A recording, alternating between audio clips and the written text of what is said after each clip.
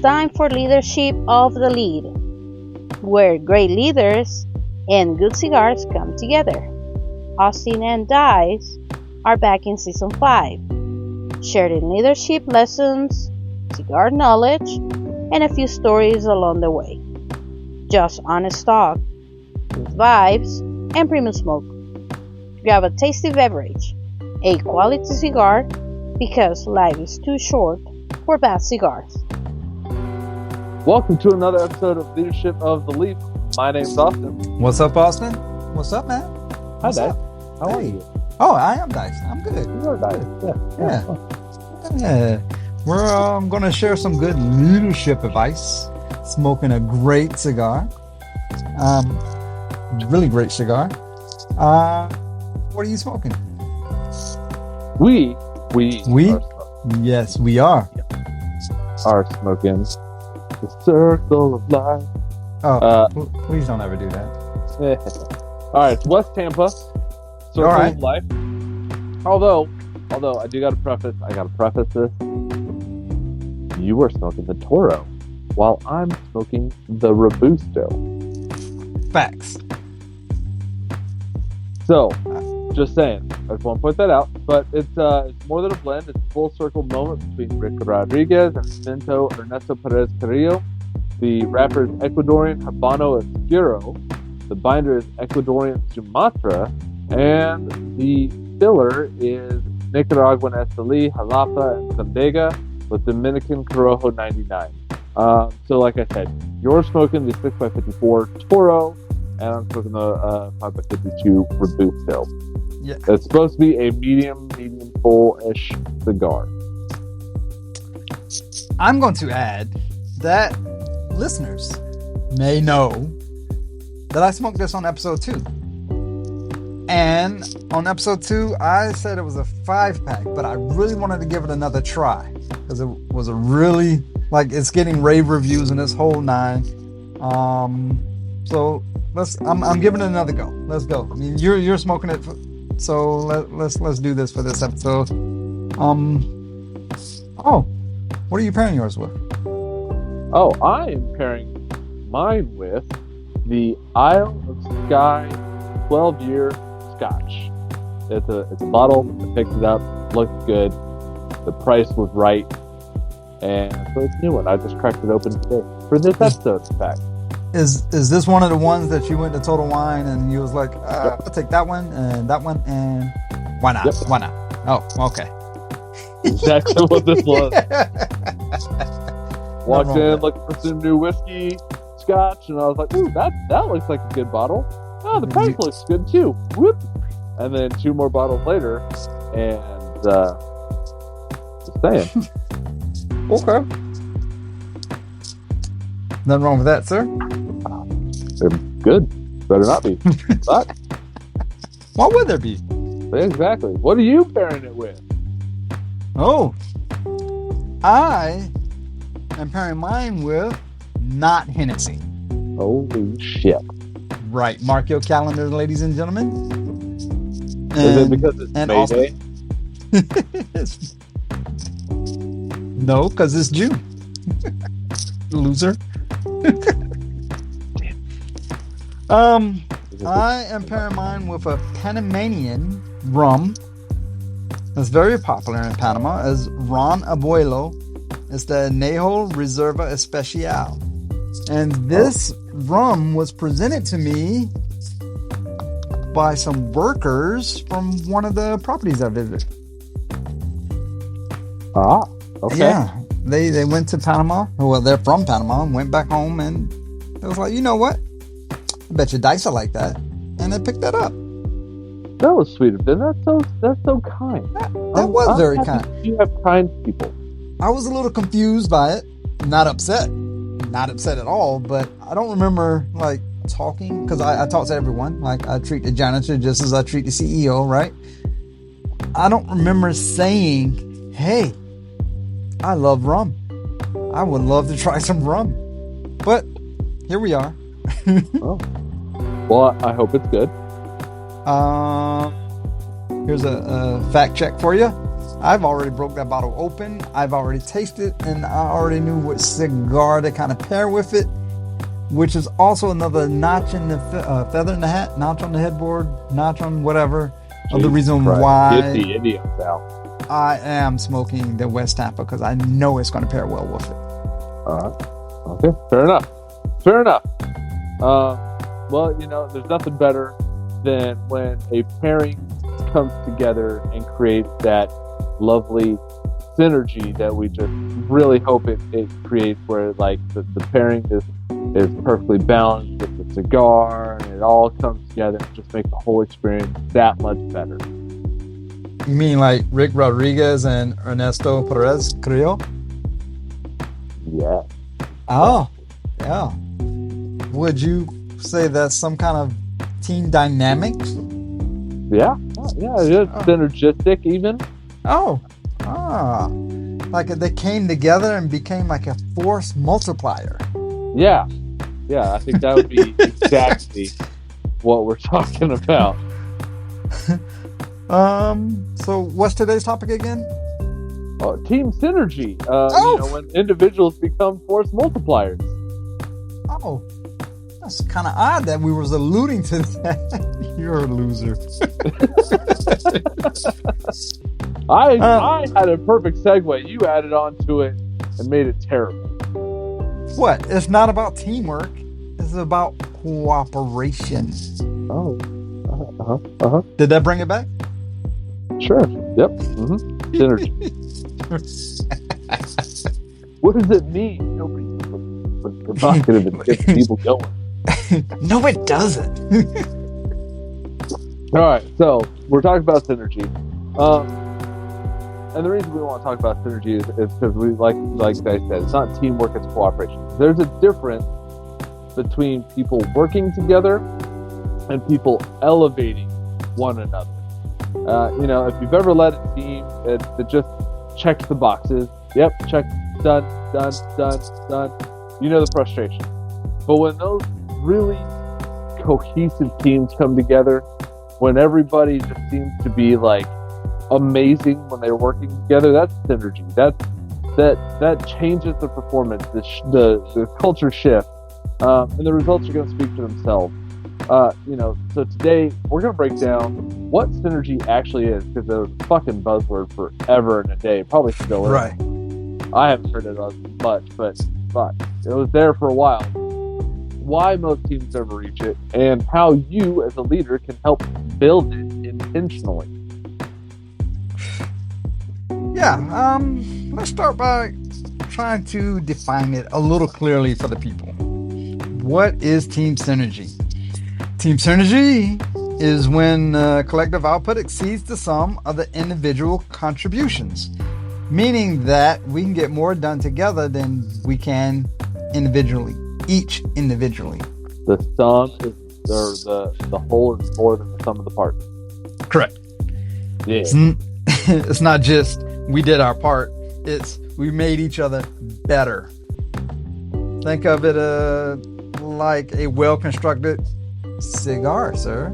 Ooh. Yeah. The wrapper, the binder, and filler all serve different roles. Individually, they're incomplete, but together they create complexity, balance, and performance. That's synergy. That is like what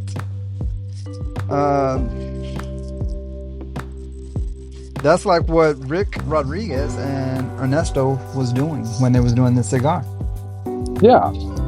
Well, so without synergy, teams are going to operate in silence, right? Communication is transactional. Like, hey, if I do this for you, what are you going to do for me? Hey, if I start at the top of the list and you start at the bottom of the list, we each take half the list. We can get it done in quite, in half the amount of time. It'd be great, right? Right. That is a transactional conversation.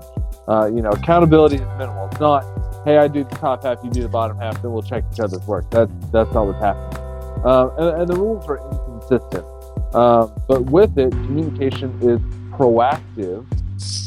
Trust is high and execution is sharp. It's hey, let me make sure that you understand exactly how my widget is going to fit with your widget and what materials I'm going to use, so that way we don't have some weird reaction or whatever, like some corrosion or something. I don't fucking know. But we don't have something weird going on between these two components because we didn't talk to each other ahead of time. Right? You got to have that synergy to talk with one another before it becomes a problem. Before you assemble it and go, well, shit, that didn't work because I was working off this design drawing and you were working off that design drawing. What the hell? What the hell are we doing here, man? Exactly. When that happens, synergy kind of happens naturally, and we've worked together before, and there's times where we had to get something done very quickly, and so it goes. I remember those days. It goes without speaking. Yeah. We like a race car team changing tires. Yeah. 1, 2, 3. Car rolls in. Jack tires. Nobody's really speaking. Yeah. Everybody knows their role. They play their part. Everybody's doing what they need to do to make the whole picture come to life. And everyone's just working together, knowing that if I jack just right, I can get it just right for the tires, people, and everything just works out naturally. It's one of those things that's natural. It's saying it's built, and it's built off of practice and knowing your team and just building that. It's one of those je ne sais quoi, like what's it's just one of the. So I would say this to help you out. Synergy is not like, hey, we're going to rise to the occasion. You're going to fall to your level of training. To get to synergy, you have to sit there and train. I don't want to say train. That seems like, you're doing extra stuff. But like, people are going to do what they know. Like in a high stress situation, people are going to do what they know. If they don't know a role, like that's why people freeze in high stress situations. Like somebody has a heart attack. But somebody who's literally sat there and taken CPR courses and AED courses and stuff like this, seeing somebody have a heart attack, they've gone through training a couple times. They're like, oh, this is happening. I know what to do. And they run over there. Meanwhile, the person sitting like right across from them, they're just like, what the fuck is happening right now? I have no idea. They're just frozen because they've never had to do the training.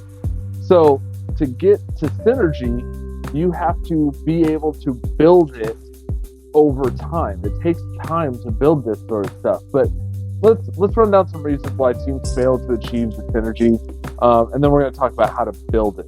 So most of you think hiring talent is enough, and it's really not. And here's the breakdown. There's lack of clarity. People don't fully understand the role or how it's going to connect to others. They're like, hey, great, you hired me for this manager role. What the fuck do I manage? Oh, you manage this thing, this kind of nebulous instinct. And you're like, what the fuck does that mean? Well, you make sure things happen. Right, but what thing? I need to know what you expect. What does success look like in this role? Yeah. I'm looking at for me basketball, right? Right. Pick and roll. Right. Classic Karl Malone, Stockton type dealio. But if you have the roller that doesn't understand what the pick is, then you're going to fail. You don't know. You don't understand your role. You have to pick and then roll. Right. Yeah, or if you have a guy coming up and setting a pick and he moves too soon, it's going to be called a moving screen and a turnover.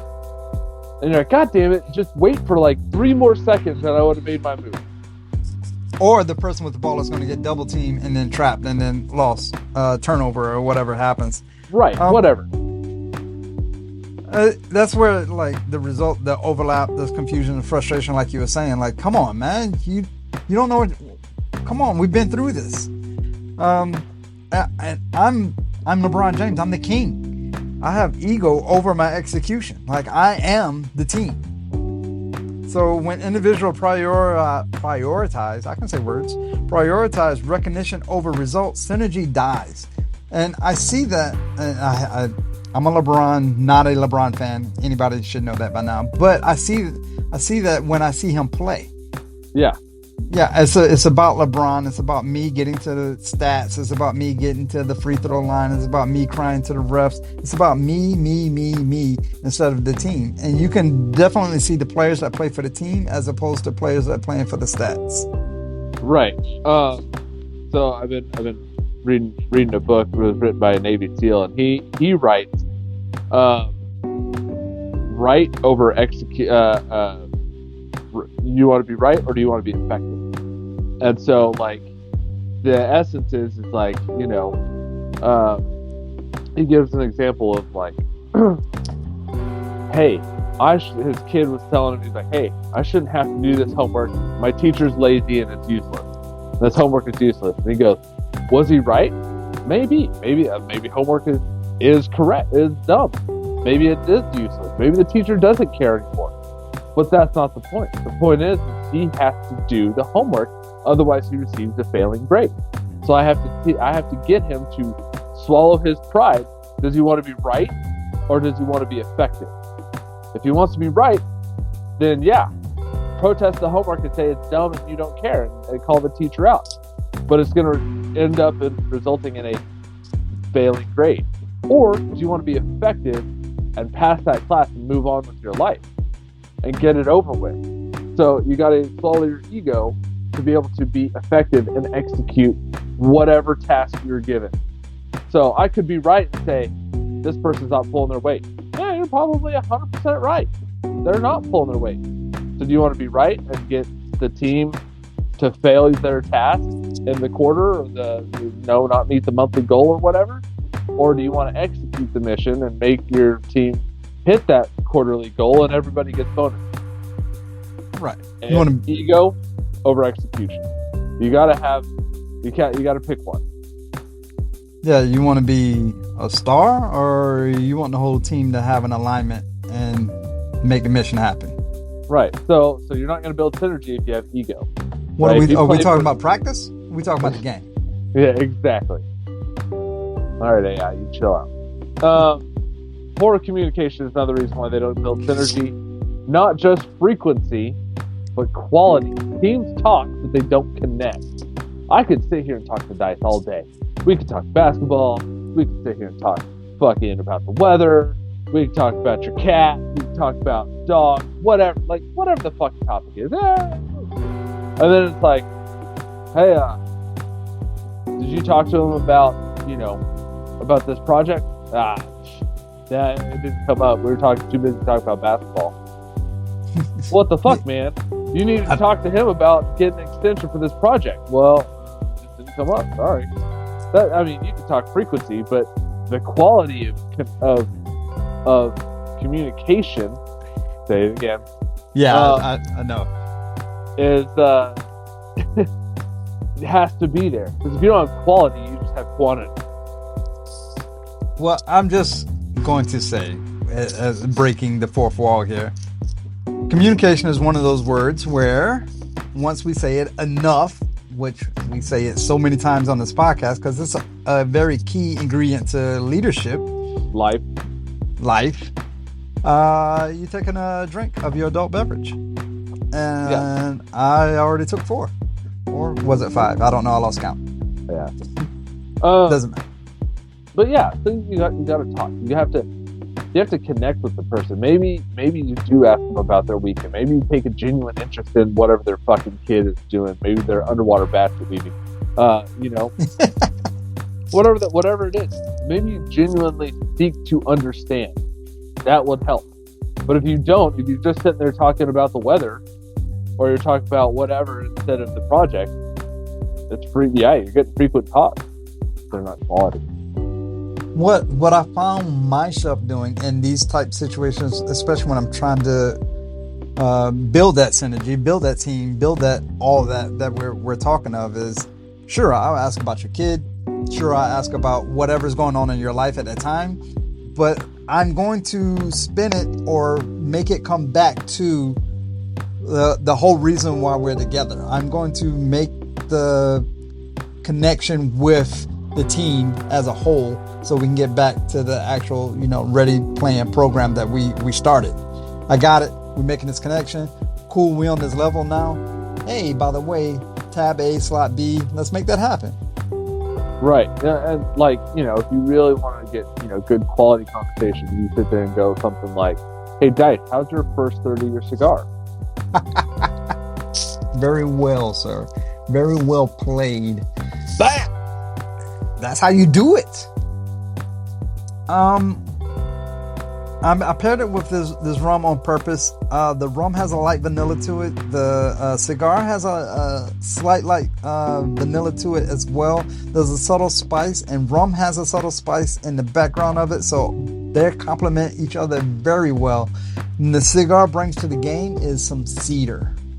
I was gonna say cedar, earthy tone. I can get the spice, I get the cedar, I get the earth. Vanilla, maybe just a touch. This whiskey,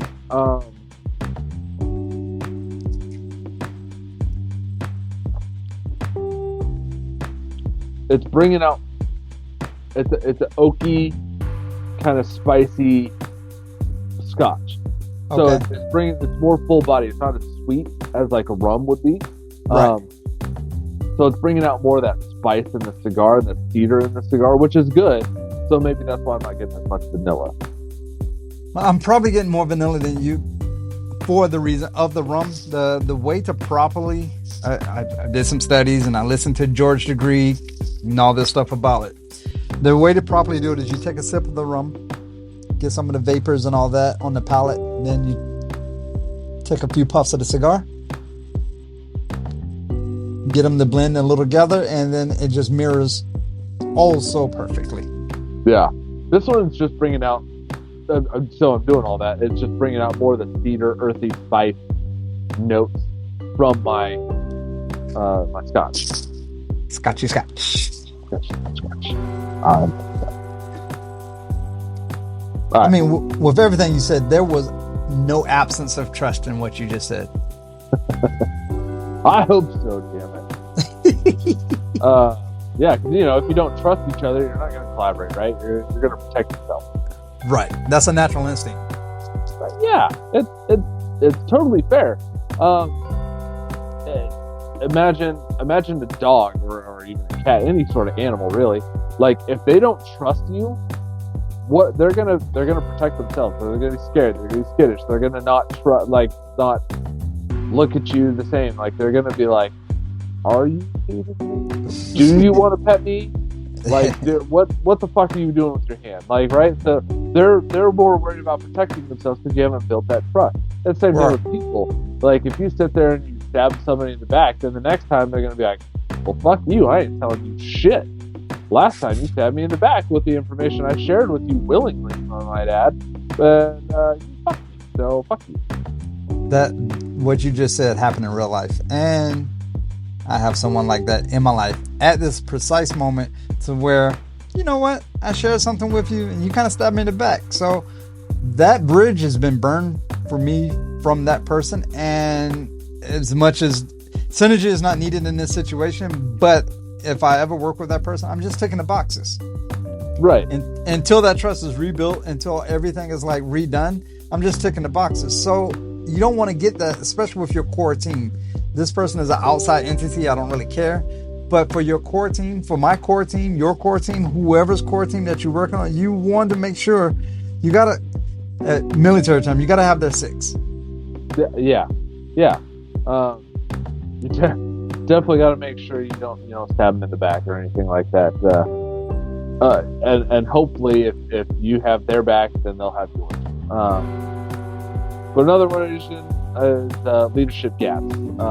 So let's just be direct. Synergy failures tend to fall on leadership. Sure. If you're not setting the tone, you're not setting the culture, you're not defining expectations, holding the standard, the team is going to default to dysfunction. Now, I say that to qualify.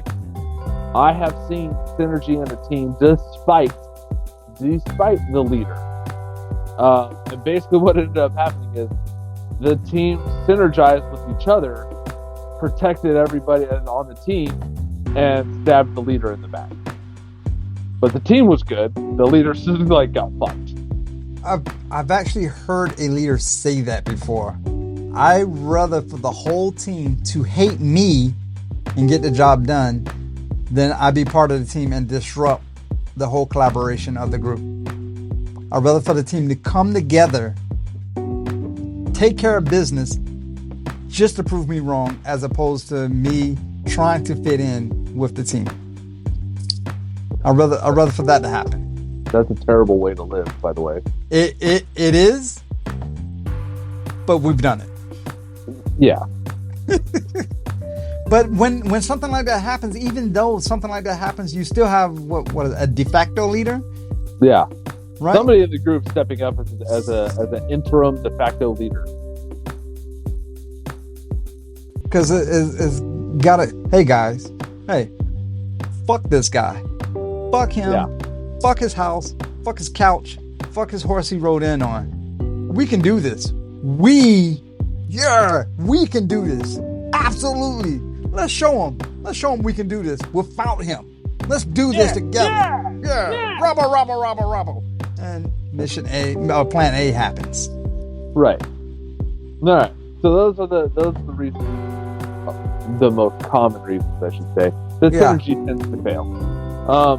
But there's a leader's role in creating synergy, right? So we're gonna shift from theory to execution, right? So number one, you have to establish the clear vision, right? So you can't have the gaps. You've got to establish that clear vision. Your team has to know, what does success look like? Why does that matter? First, why does success matter? How each role contributes, and all that clarity is going to remove friction, right? So your team's not doing whatever. So you second guessing. Yeah, exactly. So it's not like, well, the janitor doesn't do shit. Oh, really? Because the janitor comes in here and sweeps everybody's fucking desk, vacuums everything, so we don't have roaches, trash doesn't stink, we don't have fucking fruit flies distracting you from your work, while the salespeople do their thing. It turns out they do their expense reports, and accounting does their shit, so we make sure we stay legal and fucking on top of our money, while the R&D department gives new products for the sales department to sell, and the CEO manages all, right? Bing, bing, bing. Like, I can go down the line. Yeah. So that's how everybody fucking contributes. So it's like, okay, cool. So now it's not sales versus accounting versus CEO versus fucking janitors or whatever. It's everybody has a fucking role to play, and if we all play our role, we're gonna be fucking badass. Right. It leads back to that same like race car scenario. Just think if the person that was supposed to be doing the jack is lollygagging or talking about his dog or some bullshit or whatever, and he doesn't jack it up high enough. Now everybody's struggling trying to get the tire, just enough room to get the tire off instead of clearing the ground. You know?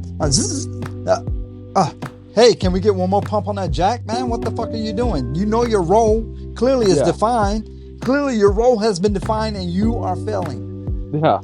Yeah, exactly. And I'm not saying that I hate to sit there and say that every role doesn't matter, but there are key role players and non-key role players, right? Like, for example, if a jack person does not jack their shit up high enough, well, then the tire people can't do their job. And if the tire people don't do their job, the gas person can't get the fuck in there to gas the goddamn car up. And then the car doesn't get new tires, doesn't have no gas, and the driver can't do what he's fucking supposed to do. And all of that leads back to the manager not fucking training the pit crew correctly, right? Like, all of that kind of snowballs. Starts with the jack guy, because he was fucking lollygagging. He wasn't thinking about, he was daydreaming about fucking cigars and whiskey. I don't know. Cigars and scotch. Come on. That's where clarity removes that friction. Clarity. Right. Clear. Right. Clear. Exactly. I want to be clear. It's 3 pumps, not 2. Exactly. So, doing your job will help build trust intentionally. Trust is not assumed, it's demonstrated, right? Like, respect isn't given, it's earned. As a leader, you be consistent, you're going to be accountable, address issues directly, and just as important, create an environment where your team can speak openly without fear of reprisal or without fear, period. Right. And that is a very important part of it, because if I'm the jack person and I feel like I can't speak freely, then you will never understand that I did give it 3 and it should be 4, but you berate me every time I say 3, that my jack is losing is hydro pumping fluid or whatever the fuck, and I have to do it 4 times, but you keep telling me it's 3. I want to speak clearly, but you keep saying you're going to replace me in this whole thing. So you know what? I'm going to just do my 3. Mum's the word. I don't trust you. Well, I'm going to just do 3 because I'm scared that there might be some retribution or something. You might retaliate against me. Right.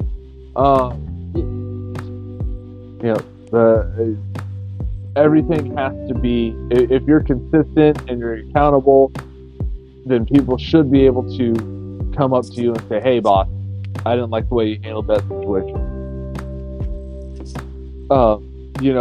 If like, for instance, you show favoritism, right? And they're like, hey boss, I noticed that on the weekend you went golfing with Timmy, and then suddenly Timmy got the good assignment, the good sales area or whatever. Like, what the fuck, man? Do I need to go golfing with you so I can get some fucking good sales area? If you're, as a leader, if you're not accountable and you're not humble, then you might be like, oh, you might be like, nah, that's fucking bullshit. I just gave it to him because he's best. But if you're accountable, you're like, I see how it can look that way. Here's the reason I gave it to this person over you. Da-da-da-da-da-da-da. We've talked about this. We've set clear expectations. You failed to meet several of my expectations. You're improving, but you haven't met all my expectations yet. I would like to give you more, but you are still gaining my trust. The whole accountability thing, I would have to say, accountability and consistent goes hand in hand with trust. Yeah. If I come to you with a problem and you don't resolve the problem, or you just like nonchalant about it and you don't do anything about it, and you're consistently have been ignoring the problem, then I have problem trusting leadership at that point. So building trust is intentionally, and it needs to be done, I don't want to say with an iron fist, but it needs to be done. Well, if you're consistent, it doesn't matter if you have an iron fist or not, really. In all honesty, I say that, but at least the people know what the fuck they're getting from you, right? Like, right. If you come in and you're like angry and you're cursing and you're whatever every single day, people are like, it's just his morning rant. Like, he'll calm down after his second cup of coffee, and we'll be fine. Like, you just gotta be away from him until about 9 o'clock, and then after that, he's good.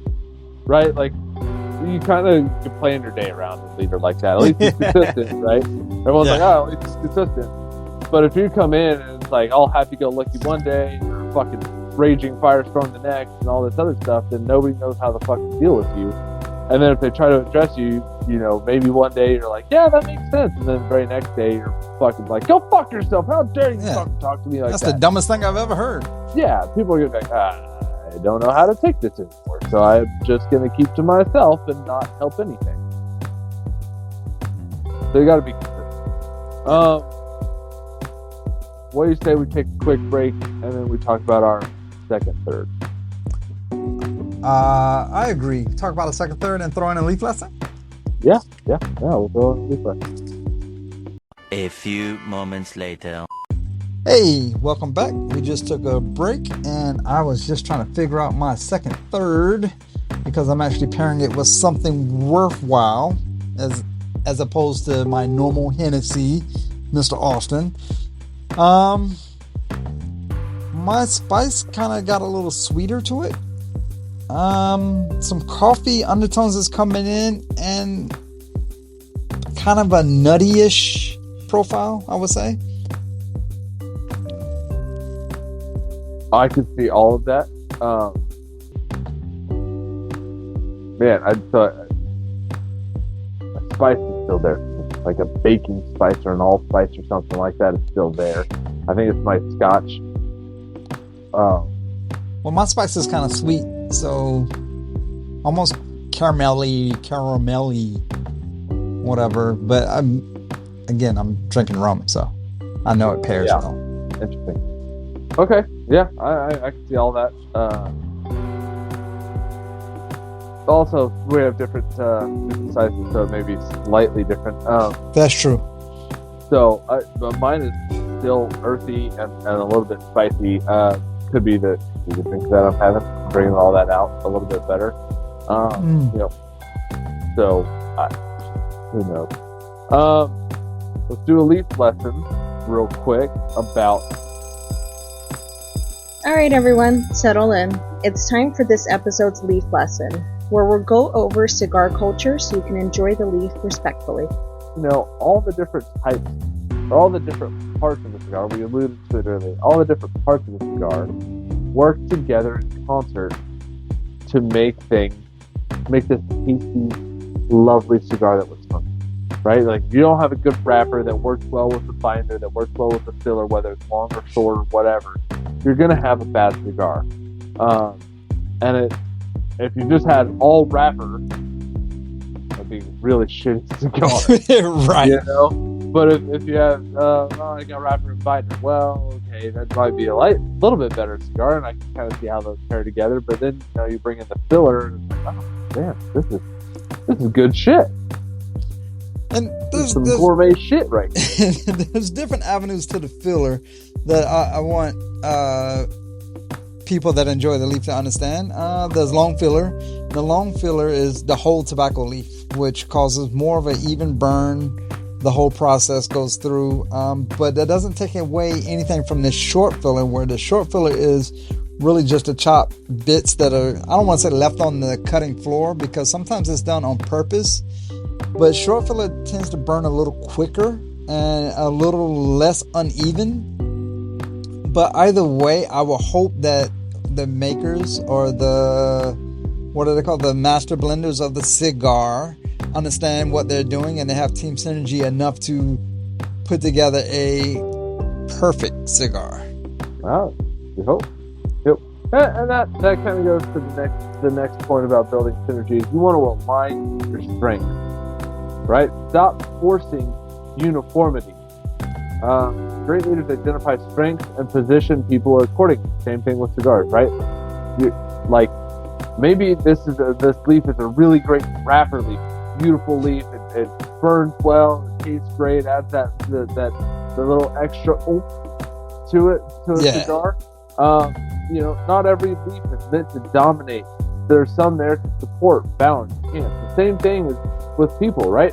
Not every player on your team is gonna be the star person. Maybe there's that person that just sits there and does the dirty work. They have no problem doing the dirty work. They have no problem doing the tedious bullshit because it, quote, you know, maybe it makes sense to them or whatever the case is. You gotta make sure you align those strengths, because if you try to take a person who really just likes the tedious bullshit, they don't like people, and you put them in front of the board to present your project, it's gonna fall flat on its fucking face. Probably not a good idea. Right. But if you take the very charismatic, high energy, high people person, and you put them in front of your board, yeah, it's gonna probably work out pretty well. They're very persuasive. But then if you put them on the tedious bullshit, things might get overlooked, because maybe they're not detail oriented. They don't have that attention to detail that you need in those tedious tasks. It puts me in the frame of mind of when the Bulls had that magnificent run. Of course, you have your leader of the floor, which is Michael Jordan, and then you have your strong role player, who's the Robin to his Batman, Scottie Pippen. But then you have that dirty guy that's going to take care of the dirty work and the boards and all that stuff. Then you have Dennis Rodman. Then you have your other two players who are going to just be natural role players to those three. Right? So, of course, you want to align your strengths. You don't want Rodman being out there pulling point. Right? Yeah. That's not his strength. So you want him to stay down low and get clean up the paint, so to speak, and pull the rebounds down and get the ball back out to that guy that's a point. It's like you were saying, it's a perfect balance, the support, and once all that comes together, it enhances the whole team. Right. Well, and I'm not saying that I don't want to sit there and say nobody can do anything. Like, you have to sit there and do this, because like Scottie Pippen, for example, he could run point for a short period of time with other role players. He could do it, but over an entire game, probably not the guy you want it doing it all the time. Yeah, but he's capable of doing it first stint. So it's, that helps kind of cover down on some things. But you just gotta make sure you put people where they're gonna shine. And maybe they don't shine in the limelight. Maybe they shine in the background and coordinating and organizing your team. And that's great. You need those people to coordinate and organize your team and make sure the person who's presenting the project has everything they fucking need. Well, look at Jordan when he passed it to Kirk. Yeah. Yeah. It was his moment. It was his time. It's that balance. Like, I know everybody's going to be looking at me, but I got you, kid. Here, take the game-winning shot. Yeah. Here, I got 3 people on me. Let me pass it to you for a wide open 3. Good luck. It's crazy. So the next thing is you got to demand accountability. Accountability. Synergy does not mean comfort. It means standards. You got to hold your team accountable. You got to their responsibility. You got to hold them accountable to each other. Hold them accountable to the project, the mission, the task, the whatever. No exception, right? Even you and me work together. We've said it before. You've gotten in my ass and said and basically chewed me out. And I was like, yep, I fucked up. That was 100% on me. I did it wrong. And then we went out that night, and I think I went over to your house and fucking played phase 10 and smoked a cigar or some shit. And everyone's like, I can't believe you're going over to his house. He just berated you. And I'm like, no, he held me accountable. And I fucked up. And I went and I came to you and I was like, I fucked up. I know I fucked up. There's no excuse for what I did. And all I can say is it's a learning experience. And you're like, goddamn right. It's a fucking learning experience. Oh, I can't believe you fucking made that decision. I was like, look, man, I could sit here and go through my explanations, but it's going to sound like an excuse, so I don't want to do that to you. Oh. It's 100% my bad. And if I remember that night, we didn't talk about whatever happened at work at all anyway, so it's not what it was about. No. We joked because I told you people were looking at me weird because I was like, I'm still going over to his house tonight for dinner. Everyone's like, he just yelled at you. You're gonna go sit and share a meal with him? I'm like, yeah. Why wouldn't? Yeah. I'm still good with the dude. He's doing what he's supposed to do. He's my leader. He's holding me accountable. I got it. Not only did I hold it, I demanded that accountability because you was part of the team. I need to hold you accountable. Each person, each action, the same project needed to happen. There was no exception. The project needed to happen. Why did you do whatever dumb thing or not dumb thing, whatever it was? We need to fix why you did that. That's what that whole thing was about. The whole point behind that was I want to reinforce the culture. The culture that drives the behavior, the culture of I'm holding my team accountable, the culture of making the project happen, the culture of there's no excuses, no exceptions, collaboration, respect, and execution aren't reinforced. They won't stick. So you got to recognize it. You got to call it out, and you got to reward it when it's there, and you have to call it out when you need to call it out. So that's number 5 of this whole list is you got to reinforce the culture, which is reinforcing every other thing that we mentioned on this, everything that we mentioned on this list. Yeah. Well, and I remember that one thing vividly because it's just funny to me, but I remember more often than not when I would do good and I made sure the team was working and we were jobbing and we were doing all this stuff, you'd come up and you're like, dude, we're killing this. You guys are killing this entire project. And I was like, hell yeah, we are. My team is the best. Fuck you. Put me against anybody. I'll fucking smoke it. My team is shit. And you're like, yeah, I can't believe how awesome this is. And it was just like you called it out and you rewarded it. And then, because once we got the project done, you were like, all right, you guys have been fucking killing it all week. Take the rest of the day off. It's Friday. It's noon, just take the rest of the day off. Go fucking enjoy whatever. I don't care. You guys have killed it. So I'm like, hell yeah. And it was dope. I remember that. And one guy was like, for real? And then everybody was like, shut the fuck up. Yeah, shut up. Don't ask. Just say thanks and then walk the fuck out. Yeah, I remember. Yeah, well, really? We get to go home? Shut up. Just say, yes, sir. Thank you, sir. May I have another, sir? And then walk the fuck out. Yeah, so it's reinforcing that culture. You called it out, demanded that accountability, and you reinforced it when it was good, and and it stuck. Yeah, everyone wanted to sit there and be a part of my team. Everyone wanted to be part of all the winning team because we knew how to get people to win. That was definitely part of it.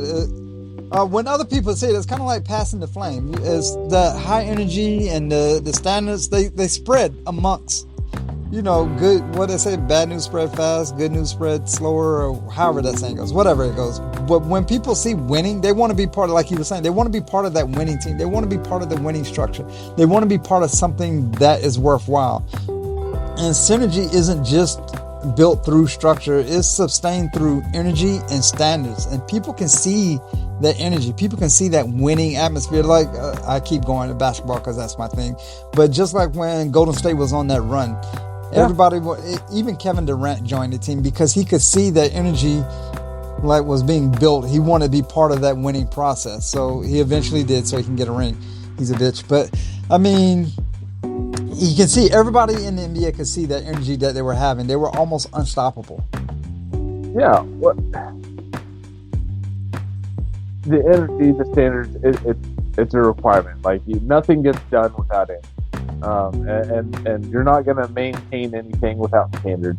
And there's a simple ritual in cigar culture that captures this perfectly. It's the light, right? Like when you light a cigar, you don't rush it. You're going to toast the foot a little bit. You're going to rotate it. You're going to make sure, you get a great light on your cigar before you ever even take that first draw. Why? Because how it starts is going to determine how it performs, right? A bad light creates a bad experience. If you rush the light, the burn's going to become uneven. The cigar's going to tunnel. You're going to spend the entire smoke correcting problems, and you're not enjoying it. You're just managing it.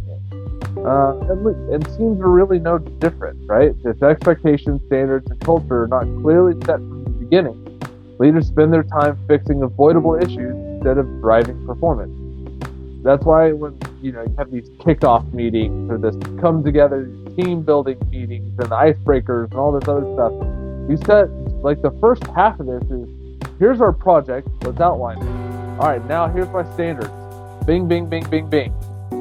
I expect all of this. My job is to hold you to these standards and to make sure that everybody is pulling their own weight. Now, does that mean that everybody's going to be pulling 100% of their own weight all the time? Fuck no. Everybody has bad days. There may be times where this person's pulling 1% and this person's pulling 99%. I get it. Everyone has bad days, but we're all going to pick each other up and we're going to move on and we're going to get this task accomplished.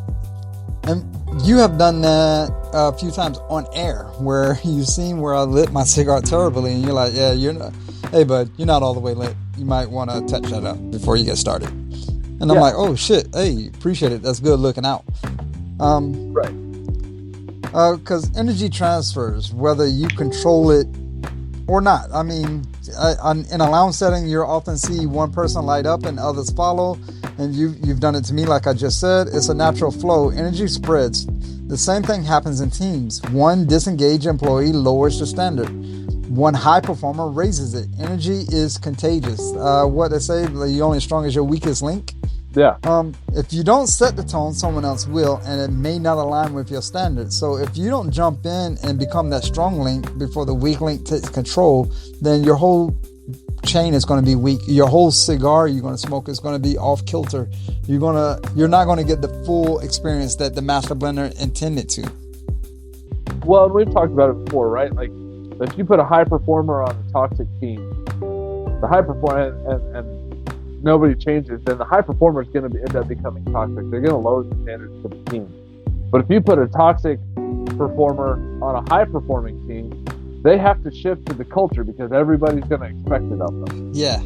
It's the same thing. You have to set that culture because then everybody else is going to drive that culture, and it's the leader doesn't even have to do it because at that point because everybody else is going to hold that person to the standard because they're like, no, this fucking sucks. Like, don't do that. That's going to get the team in trouble. Like that, you want to work 12? That's how you fucking work 12. Shut the fuck up. And it's just one of those things. It helps but it helps when you're consistent versus intense, right? So consistency over intensity. A cigar is not meant to be rushed. No. You're going to puff too frequently, it's going to overheat. The flavor's going to be bitter. It's going to be harsh. The experience is going to break down. But if you pace it correctly, the flavor is going to slowly develop. The burn is going to stay even. The experience is going to improve over time. Synergy isn't built through bursts of intensity. It's built through consistent execution. I'm demanding accountability. I'm holding people accountable. I'm rewarding the culture that I want to instill in my people. Leaders who push hard one day and then disappear the next, they're going to create instability because nobody knows what the fuck they're going to do. Right. But leaders who show up consistently are going to create a rhythm. And if you give your people a rhythm, they're gonna find it out pretty quick, and they're gonna flow with it, and they're gonna go, "Yep, got it." Even if you're an asshole, right? Even if you're an asshole, like, "Hey, I'm a dick until 10 o'clock." All right, cool, man. Like everyone knows, until 10 o'clock, avoid that motherfucker with everything you've got. Get your head down, just job. Don't engage. Don't look directly at him. Dickhole until 10 o'clock. After the 10 o'clock meeting, if you're stressed about this meeting with the CEOs. After that, and everything goes well, guess what? We're good. He's going to come out, and he's going to start throwing jokes. He's going to buy us lunch. He's going to have a great day. When I think of consistency over intensity, right, it puts me in the frame of mind of the old school, like the guy drumming at the front of the boat and everybody rowing to the beat of the drum. Yeah. Because the drum makes that consistent beat of row, row, row. Just imagine you have that one person that's just, I'm all about intensity, and then he's just rowing frequently against the drum beat. Now you have this one person rowing frequently against the beat. Now you're going in a circle because the right side is just rowing faster than the other side because of that one guy. Right. So that's where that consistency comes into play, where you just follow that drum beat. Let's go. We have our mission. We have the accountability. We know what the project is. Everybody knows their role. Everybody's holding accountable. Just follow the drum beat. Let's go. We got this as a team. Yep. We're going to have a morning meeting. We're going to talk about this. Then we're going to go off. We're going to do our work. Then we're going to have lunch. And then we're going to come back. We're going to, do a couple more hours of work. And then at the end of the day, we're going to set the tone for the next day. And then we're all going to go home. Right. Like, that's an easy, predictable rhythm where everyone's like, yep. I know when I can work. I know when I can do this. I know when I can do that. Mm-hmm. Like, we're good. The other thing that to do is to correct early, not late. Cigar burns unevenly. If you fix it early, most likely that you're going to probably have a good experience. You touch it up, adjust the burn, stay ahead of the problem. If you ignore it, a lot of times the issue is going to compound. It's going to become a bigger issue that people are going to make mountains out of molehills. Small issues and teams don't stay small. You need to address miscommunication, lack of accountability, negative behavior and attitudes. Early correction protects long-term performance. If you got a guy who's just coming in for the last week and he's just nothing but a shithole, and you're like, dude, what is your fucking problem? Well, I didn't like that. I missed this fucking performance review. Like, okay, let's talk about your performance because you're hung up on it. So let's talk about it. I want to address this early before it becomes a bigger issue. Because right now, you're starting to drag down the whole thing. And it goes back to the rowing scenario that I presented earlier, right? The guy that's rowing infrequently and causing the right side to go faster than the other side, if you correct that early enough, you're not going to go in a complete circle. You're going to be like, oh, Tom, what the fuck are you doing, man? Beat the drum, let's go. Yeah. If you catch that early enough, you'll straighten back up and then you continue on to the race. Or if someone requires a write-up or something, and I don't want people to think like a write-up is a bad thing. A write-up is usually, unless you're trying to build a paper trail, a write-up is a tool used to corrective action that you're not happy with. You're holding that person accountable. So if the person takes the write-up properly, then he'll know that he's held accountable, and then you won't have to wait until the third time to write him up. Because by the third time, that person's going to be like, well, I thought it was okay because I didn't know it was a problem. Well, if you wrote it up the first time, he would have realized it was a problem the first time, and you wouldn't even had a third time. Exactly. I didn't think you were going to get mad at me for taking a 3-hour lunch every day. Yeah. Your lunch is 30 minutes. Fuck you taking a 3-hour lunch. what the fuck are you doing? Well, I did it one day. You said it was okay. So it was okay from now on. Like, no. I said it was okay because you had a doctor's appointment. I didn't get written up the first 2 times. The fuck? Yeah. Yeah. Gotta correct that shit early. Like, hold on. Wait, what the fuck is going on? Imagine a warehouse and you're like, hey guys, I need you guys to move all these boxes from here to here. And they start moving boxes. If you wait until they're done, you're like, hey guys, that's the wrong spot. I need you guys to move actually like all the way the fuck over there. Like, they're gonna be pissed because they're like, God damn, we just moved all these boxes. You want us to move them even further? Why the fuck didn't you tell us the first damn time? Yeah. Then they get mad at the leader for not stepping in early. Like, oh, you fucking asshole. Like, I just went through all this work. Now I gotta redo it? You're a piece of shit. Or you have one guy that only takes it halfway. You're like, now that he just fucked up the whole team. The whole team, you're not holding that guy accountable, so now the whole team is upset about this one guy. The whole team is now held accountable for this one. Hey, you gonna eat a donut on a diet? Like, what the hell? It just messed up the whole team. And the thing is for a leader, the whole team sees what's happening. Regardless if they say it out loud or not, there's going to be some resentment held there. There's going to be something held there. There's going to be like, why even bother if the leader doesn't even care? He's not even holding that person accountable. But that's going down a whole nother rabbit hole. Bottom line, you want to correct the negative behavior. You want to hold accountable. You don't want miscommunication to happen. You want everyone to understand and protect that long-term performance. Right, because otherwise, if you don't hold somebody accountable, your standards get split. And then once you standard, it's easier to keep up than to catch up. Just saying. Oh, yeah, like in that college class I had, it's easier to keep an A. Yeah. Than to earn an A or however, whatever that teacher said at the time. And I was like, bullshit. No, you was right. Right. I had it done. I remember in 6th grade, my teacher was like, this was 6th grade. She goes, look, it's way easier to keep an A if you turn in all of your stuff. Let me show you what happens. And she started doing averages. She's like, now, I'm going to put a 0 in here, and look how many, and then you have to get 100, just to maintain, like, just to get back to an A. But she's like, if you turn in every paper, even if you get a 60, it's way better than a fucking 0.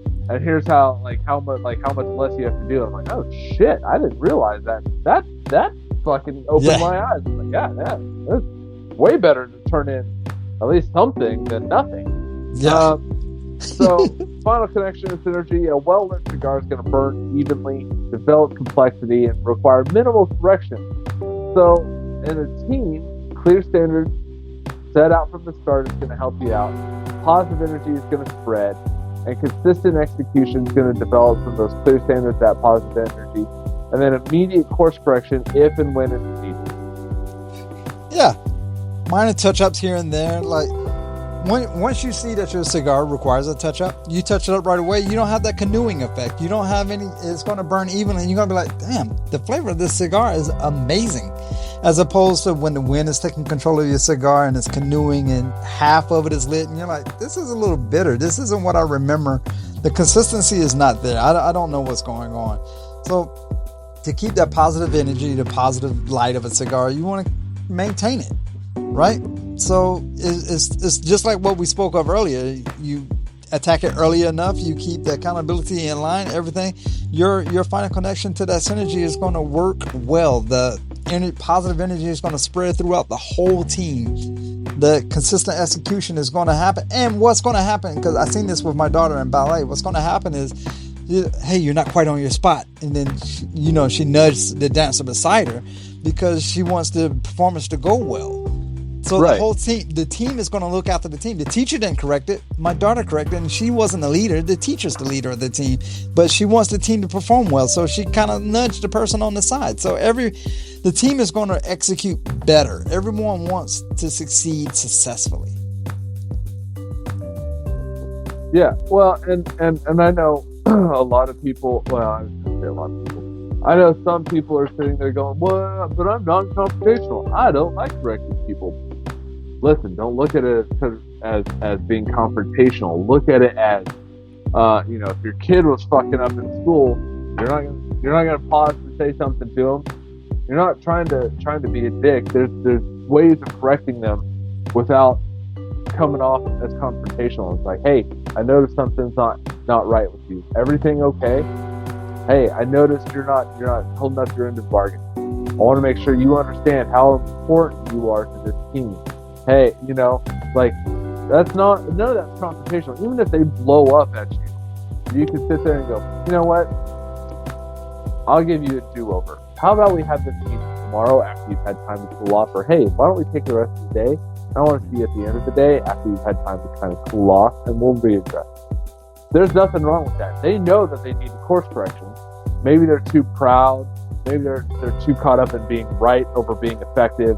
Whatever the case is, but like you sit there and you kind of like, hey, you're either going to correct it, and then at the end of the day, you're going to sit there and say, hey, look, either you're going to correct this or you're not going to be on. There's your option. Right.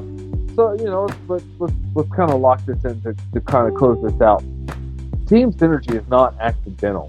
It's a result of intentional leadership, clear communication, and disciplined execution. If your team isn't performing at a high level, you got to ask yourself, how have I created clarity? Have I built the trust within my team? And am I holding the standard? Because nothing's worse than nothing's worse than sitting there and going, hey, everybody, I need you guys to start exercising and eating right while you're 40 pounds overweight.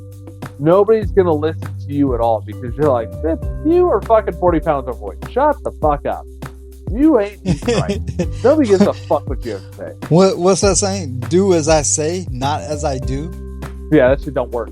Yeah, that's not a good saying for an accountable leader. For right. an effective leader. Let me say it that way. Effective leader. Right. That's the same thing with your kids. Hey, I need you to take out the trash. Why the fuck do I have to take out the trash? You never take out the trash, but if they see you taking out the trash when it's full without saying anything, then when you ask them, hey, buddy, I'm fucking tied up doing dishes right now. Do you mind taking the trash out? They're gonna be like, yeah, no problem, because they're gonna see, hey, you take out the trash all the time, so I know that you're probably really busy, and I can take out the trash. It's not that hard. You're holding that standard. Because at the end of the day, synergy reflects leadership.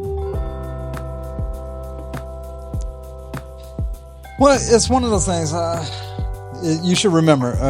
Great teams don't just work together. They elevate each other. And my daughter in the dance, pulling the person over to her spot. The great teams don't just work together. They elevate each other. And that's what she was doing at the time. She wants to elevate the whole dance performance. Of course, she could have ignored it, and that person would have been off, and maybe they would have bumped into each other. Someone may have failed, or it would have just been off, and the performance would have just kind of looked a little awkward. But because she made that small adjustment, she wasn't confrontational about it. I seen it. She wasn't confrontational. She just kind of like nudged the person and like pointed to the floor like you're not on your spot. And then the performance went flawless. Like it was a great performance. Applause and everything. Not everybody was like, ooh, oh, what happened there? Instead, everybody was, oh, that was great, wonderful. Yeah. So, elevate each other. What? Yeah, exactly. And there's nothing better than like you see something wrong and you go to correct it, and before you can even go to correct it, your team's already correcting it for you. You're like, damn. That's synergy. That's synergy. That's a great team dynamic. And it's what you want to happen, because I was like, oh, well, now I know the team's going to help me take care of it, because they see me doing the right thing, they're going to do the right thing. There's one right thing I want to know. It has to be final third. Final third. What's the right thing to say? What's the right thing to say?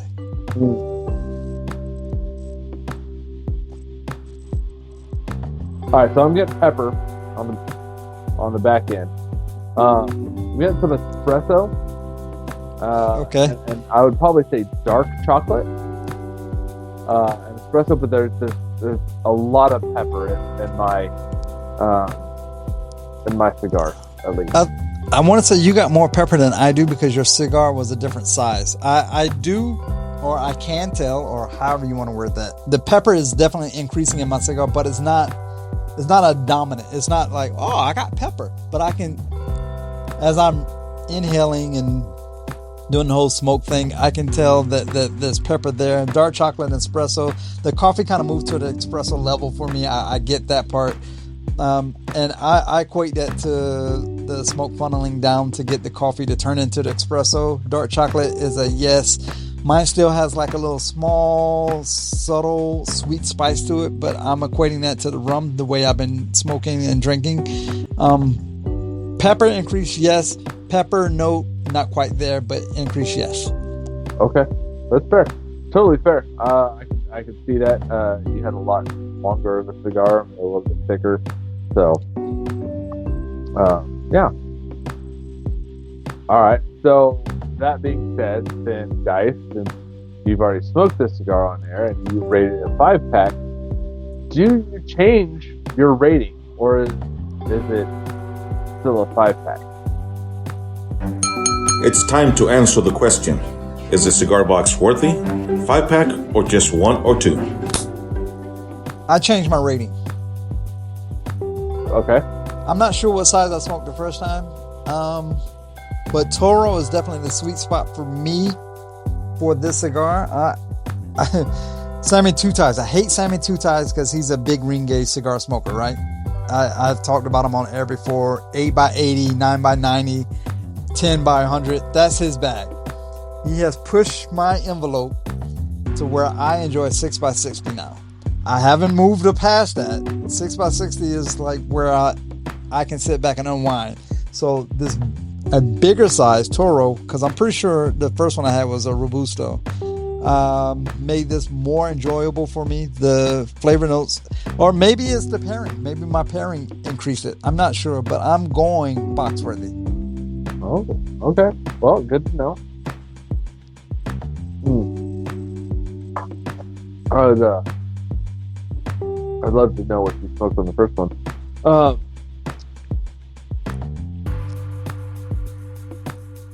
Yeah, that Scotch is bringing out the pepper.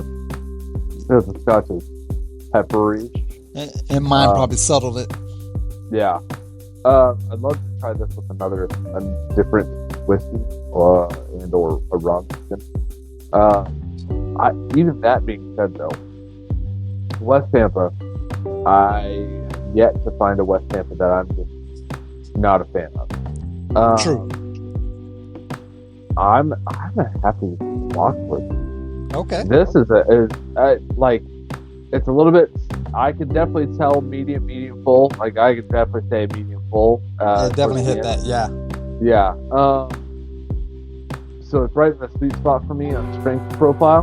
The flavor has been really good. I think the pairing for me, if I paired it something different, I think I'd be like, ooh, that's even better. So to me, this can only go up from here. And right now, I'm like, man, that's a really cool cigar. Like, I'm not upset that I have four more in my humidor right now that I'm like, I can't fucking wait to smoke these and experiment. The burn line's been phenomenal. Smoke's been phenomenal. Ash has been phenomenal. Yeah, exactly. So I'm gonna have to go box with you on this one. This is a phenomenal cigar. And I'm gonna also add, the first time I smoked it, more than likely I punched it, whereas I deep V'd this one, which changed the smoke output that I bring in. Yeah. So I would recommend, if you do smoke this, a deep V. I also will recommend a rum.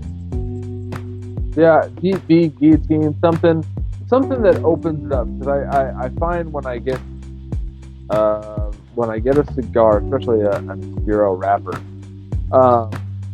if I punch it, it funnels the smoke down too much to where it almost tastes bitter. But if I deep V or I guillotine cut it, then or straight cut, whatever you want to call it, then it opens it up a little bit more, and it changes the flavor profile on it. You know what? Now that you said that out loud, I would agree with that, because there's a lot of Obscuro cigars that I punched, and I'm like, this is a little bitter, or this was running a little hot on the end, or however. So I'm gonna make a note of that in my little cigar journal. Obscuro, I should deep V. Yeah. Guillotine is okay, straight cut, but I'm like you. I think I prefer a deep V over a guillotine. Yeah, and there's nothing wrong with straight cut. I straight cut a lot of cigars. Deep V is obviously my go-to cut, but yeah, I think punching. I tend to save punches for like a Connecticut or a Habano or something like that. But anything more than a Habano is probably going to get the and or guillotine cut. I can see that. I will say, as we're closing out, if you enjoyed this episode, share it with someone. If you enjoyed this episode and you find it phenomenal, share it with a leader that could use it. Share it with a leader that just needs a touch up on whatever they got going on. Just bottom line, it's just overall, it's team synergy. It's a great episode. You should share it with your team. Who knows who needs it? Who knows who will get something from it? But I do ask, share it with someone. Yeah. Until next time, I'm Austin. And I'm Dice. And great leaders on great cigars. Facts. Thank you for listening to Leadership of the Leaf. The comments and opinions expressed by the host and guests does not reflect the opinions of those that broadcast this show, nor does it reflect any of our affiliates.